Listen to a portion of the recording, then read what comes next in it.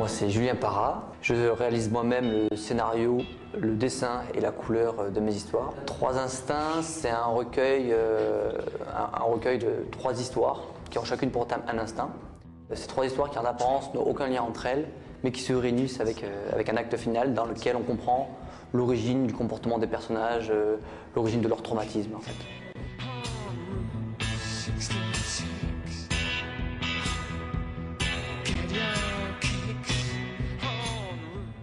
Je vais tous les ans au Japon, ma femme est japonaise et donc depuis 7 ans que je la connais, je me suis beaucoup inspiré, je me suis beaucoup intéressé de sa culture. Parce qu'avant de la rencontrer, j'avais quand même un style très franco-belge et donc depuis, je me suis intéressé beaucoup au manga et j'ai eu vraiment des vraies découvertes. Et la plus grande découverte, au-delà du style, ça a été aussi la narration.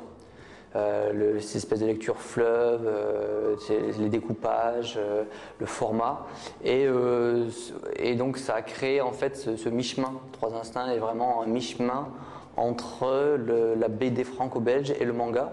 Moi je suis très cinéma et le cinéma asiatique en fait et c'est plutôt ça qui m'inspire dans les ambiances.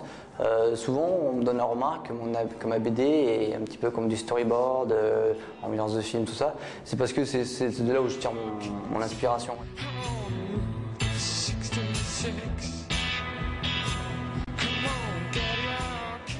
Moi je n'ai aucun rapport avec mes personnages.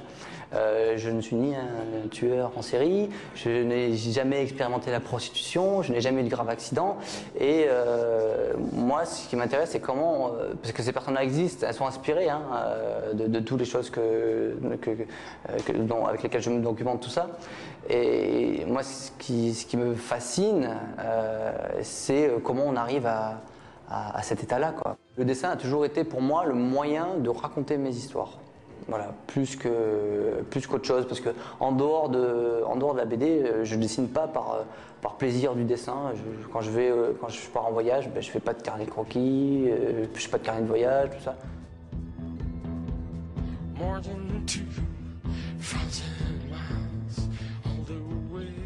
J'ai re-signé un nouveau projet chez Emmanuel Proust Éditions.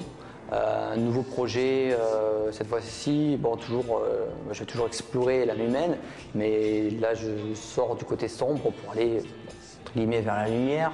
Et là je vais explorer une histoire sentimentale entre adolescents, mais ce que j'aime bien, c'est les mettre dans des situations extrêmes. Et là, ils seront dans une chambre d'hôpital, en fait, donc en pas très bonne santé. Je torture mes personnages. Et donc là, la contrainte, c'est de faire un huis clos dans la chambre, sans que la caméra ne puisse jamais sortir de cette chambre. Donc là, j'ai trouvé quelques petites astuces vraiment intéressantes et qui m'excitent un petit peu.